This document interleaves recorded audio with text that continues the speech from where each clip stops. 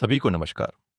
कभी आपने सुना है कि दुनिया के कई सक्सेसफुल लोग अपनी सक्सेस को पहले दिमाग में देखते हैं और फिर रियलिटी में क्रिएट करते हैं।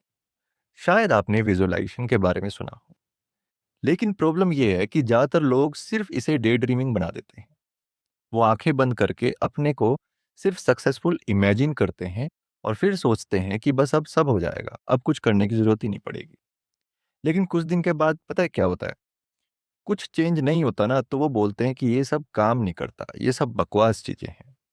लेकिन सच ये है कि विजुअलाइजेशन काम करता है, बस आप यूज गलत तरीके से कर रहे हो उसको। रियल विजुअलाइजेशन वो नहीं है जहां आप सिर्फ एंड रिजल्ट देखते हो। रियल विजुअलाइजेशन वो है जहां आप पूरे प्रोसेस को फील करते हो, उसको समझते हो और मेंटली उसकी रिहर्सल करते हो। जैसे एक एथलीट मैच से पहले सिर्फ ट्रॉफी जीतने का सीन इमेजिन नहीं करता, बल्कि वो अपने हर मूव, हर स्टेप, हर सिचुएशन को विजुअलाइज करता है। वो फील करता है कि प्रेशर में कैसे रिएक्ट करेगा, कैसे फोकस बनाए रखेगा।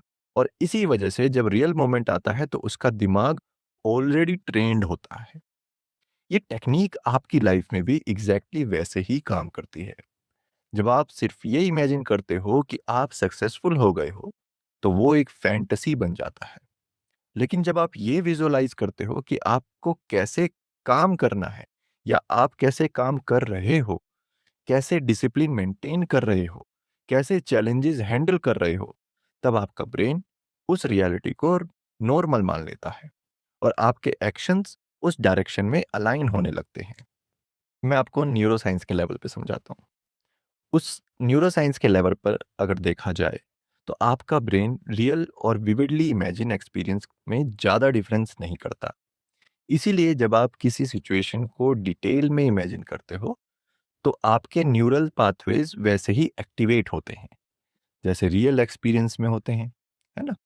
और यही रीज़न है कि जब आप बार-बार किसी चीज़ को मेंटली रिहर्स करते हो, तो आप उसे नेचुरली बेटर बना बना लेते हो खुद से। उसमें बहुत अच्छे हो जाते हो।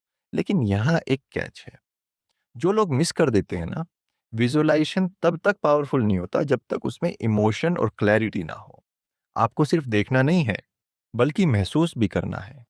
जैसे अगर आप स्टेज पर बोलने का विजुअलाइजेशन कर रहे हो, तो आप सिर्फ अपने आप को बोलते हुए मत देखो, बल्कि फील करो कि आपका कॉन्फिडेंस कैसा है, आपकी वॉइस कैसे निकल रही है, ऑडियंस का रिएक्शन क्या है।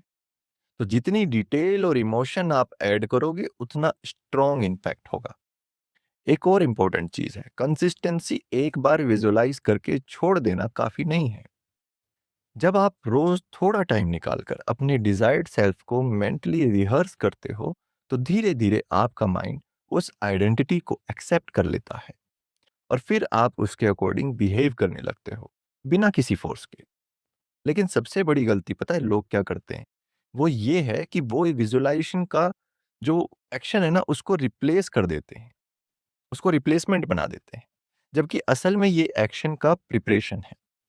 विजुअलाइजेशन आपको मेंटली रेडी करता है, लेकिन रियल चेंज तब आता है जब आप उसके अकॉर्डिंग रियल लाइफ में अपने स्टेप्स लेते हो। अगर आप सिर्फ इमेजिन करते रहोगे और कुछ करोगे नहीं, तो वो सिर्फ एक अच्छा फील देगा।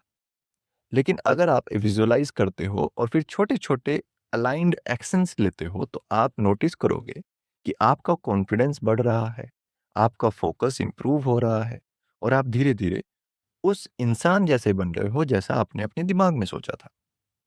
इसलिए अगर आप विजुअलाइजेशन को ट्रूली यूज़ करना चाहते हो, तो आज से सिर्फ रिजल्ट नहीं बल्कि प्रोसेस को भी विजुअलाइज करो। सिर्फ देखना नहीं है बल्कि फ़ील करना है।